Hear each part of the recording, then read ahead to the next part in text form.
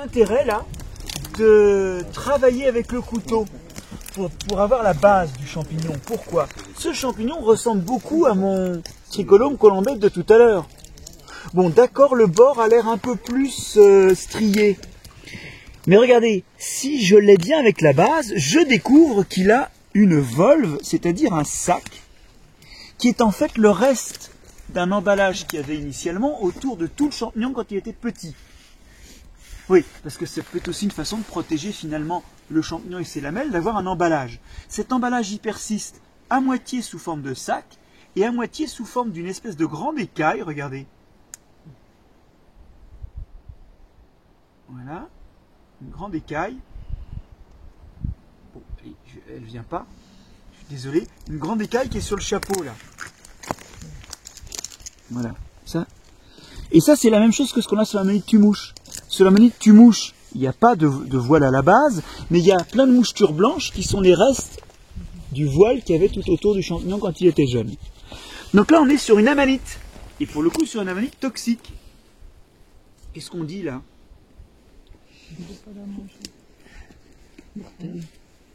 Comme amanite. Vireuse? Bah pour moi, c'est virosa, oui. Parce qu'elle est décentrée? Parce qu'elle est décentrée, puis il y a aussi toutes ces petites mouchetures sur le pied. Bordure pectinée.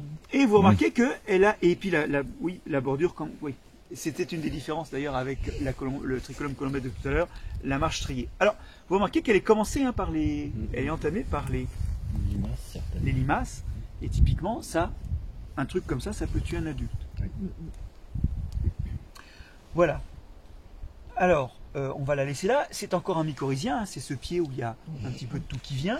On peut la prendre pour l'exposition. Non, à moins que vous ayez quelqu'un à massacrer. Et ces amanites sont très pernicieuses parce qu'elles ont très bon goût. Elles ont très bon goût.